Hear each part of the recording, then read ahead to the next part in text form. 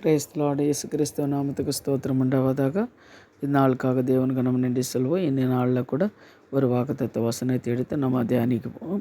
லூக்கா 10வது அதிகாரம் 19 வசனத்தை பாருங்கள்.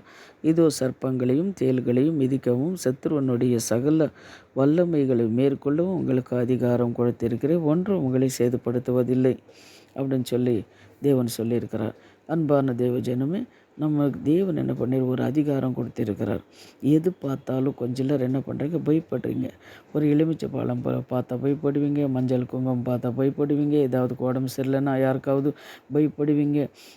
அதனால் நம்ம என்ன பண்ணக்கூடாது, பயப்படவே கூடாது. தேவன் நம்மளுக்கு எல்லா அதிகாரத்தை தேவன் நம்மளுக்கு கொடுத்திருக்கிறார்.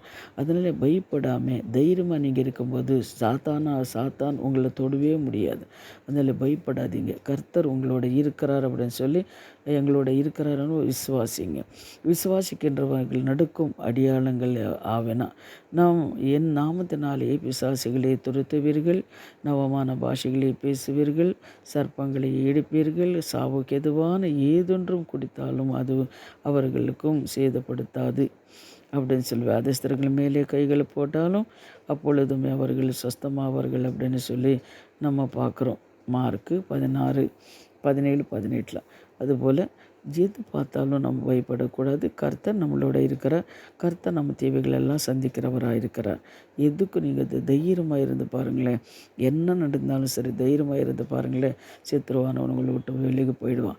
நீங்கள் பயந்தவர்களாக இருந்தீங்கன்னா இன்னும் நீங்கள் வேதனை, துன்பங்களும், கஷ்டங்களும் அதெல்லாம் என்ன பண்ணுவேன் உள்ளத்தில் வச்சுட்டு நீங்கள் வேதனைப்படும்போது உங்கள் சரீரம் எல்லாம் என்ன பண்ணுன்னா பலவீனமாயிடும். நீங்கள் பாருங்கள், சங்கீதம் 91:13 பாருங்கள். சிங்கத்தின் மேலும் விரியன் பாம்பின் மேலும் நடந்து பால் சிங்கத்தையும் வல சர்ப்பத்தையும் மிதிப்பாய் அப்படின்னு மிதித்து போடுவாய்ன்னு சொல்லி தேவன் சொல்லியிருக்கார்.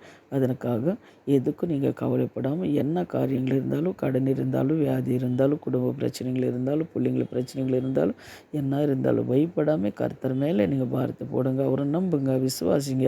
கர்த்தர் உங்களை ஆசீர்வதிப்பார். இப்போ ஜெபிக்கலாம்.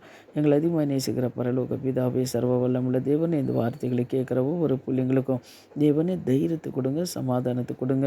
ஆண்டவர் கர்த்தாவே, எந்த ஒரு காரியத்துக்கு பயப்படக்கூடாது. கர்த்தாவே, எங்கள் தேவைகளெல்லாம் தேவன் சந்திங்க. இயேசுவின் நாமத்தில் ஜெபிக்கிறோம் பிதாவே, ஆமென். God bless you.